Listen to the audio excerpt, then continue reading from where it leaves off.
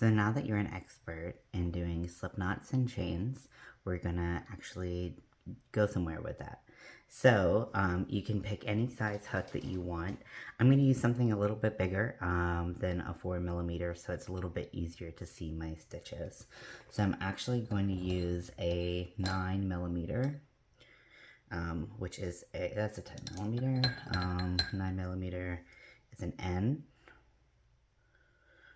or an M/N, depending on which hook brand you you like. So let's start with 11 chains. So if you forget how to do a chain, you do a yarn over. You can turn, this optional, but you can turn your hook and you pull through. So the only thing you really need to do is yarn over and pull through. 4, 5, 6, 7, 8, 9, 10, 11. And you might say, 11, that's a pretty random seeming number, right? So the reason why I picked 11 to show you how to do the stitch is because I want to have 10 stitches across every row, because that's easy to remember. But why did I do 11?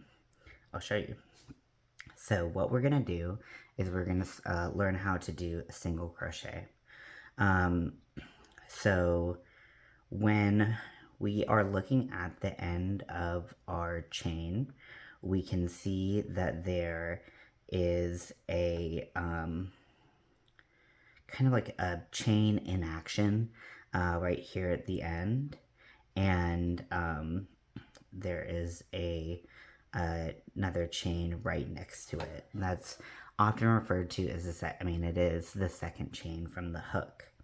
So we're going to go through there. You don't have to go through all, well, you can't really go through all 3.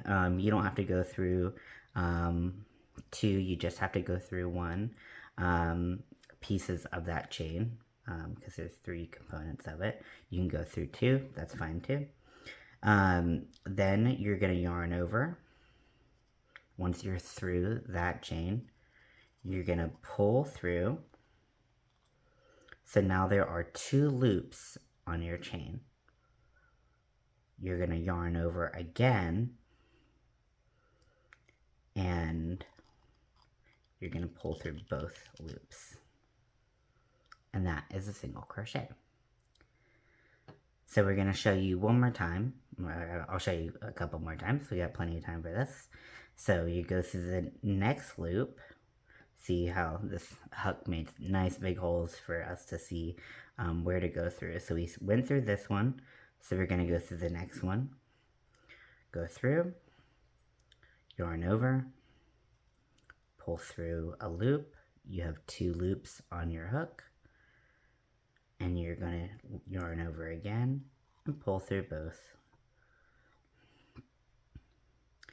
So when you look at your what you've created thus far, you'll kind of see these V shapes, and that's how we will be able to tell what is a stitch and what is not.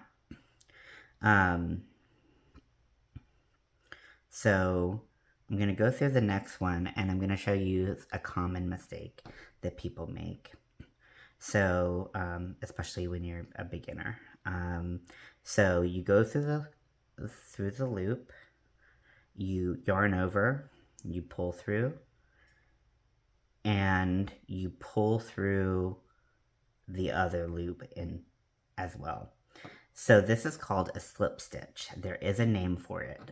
It does have a use in many places for crochet, but it's very common to go, oh, I got 2 loops on my hook. What do I do? I feel like I just yarned over. What do I do? So make sure you're paying attention, especially when you're first starting out. The more familiar you get with crochet, the less you can pay attention. but yeah, you want to have 2 loops on your hook, and then you want to yarn over and you want to pull through again. So let's try this again. Going through the next loop, yarn over, pull through both. And so you can see that we have 1, 2, 3, 4 small V's. This will be important when we're counting our stitches for the next rows. So I'm going to go ahead and do my single crochets.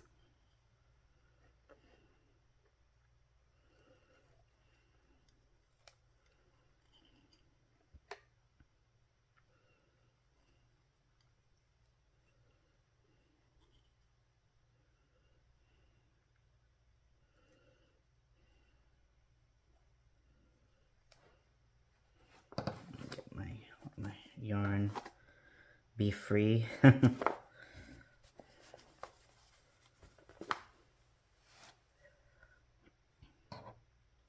I pull from the wrong...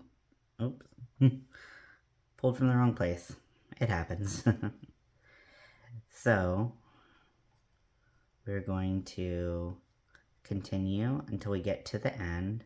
Now, it's very important that you do not go through the slip knot. And the slip knot, it's pretty easy to tell that this right here is not a loop, a chain. But sometimes when we're working with really small stitches, it can be easy to get confused. So just be careful of that. So now that I have my stitches, I'm gonna count. So I have 1, 2, 3, 4, 5, 6, 7, 8, 9, 10. Now you might be thinking to yourself, hey, you chained 11 stitches, where is that 11th stitch? So we actually used it as something called a turning chain. So the 11th chain is actually in here, in that that first single crochet we did as a turning chain. Oftentimes when we do crochet kind of in a line, I guess is what this is called, we will do a turning chain, and this will keep, it's just something that we do to kind of keep the height of the stitches all the same. So, so if I want to do the next row, I will do a chain 1, so I yarn over and pull through the loop, and then I will turn my work.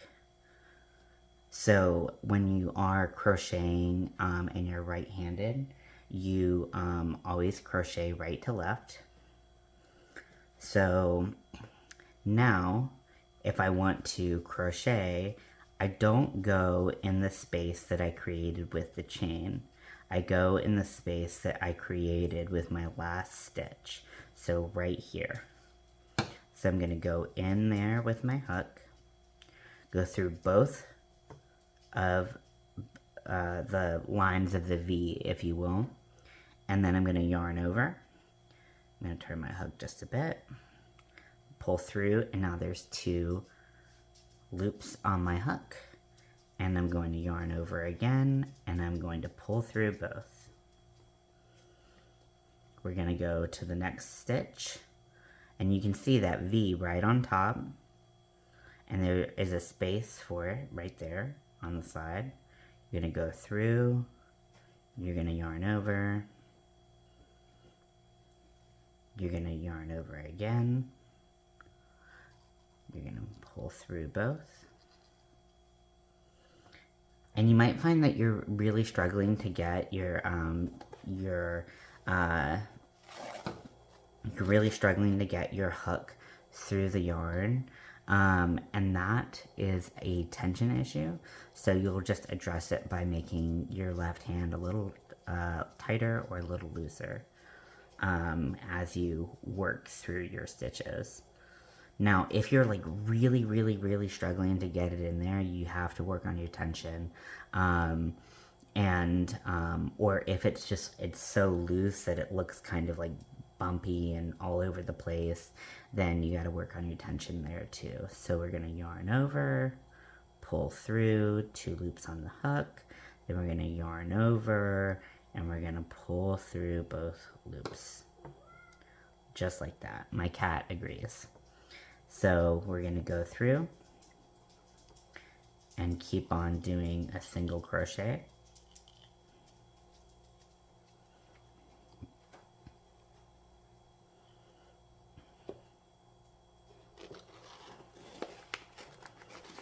Man, I really screwed the pooch on pulling it from the right side. Do as I say, not as I do.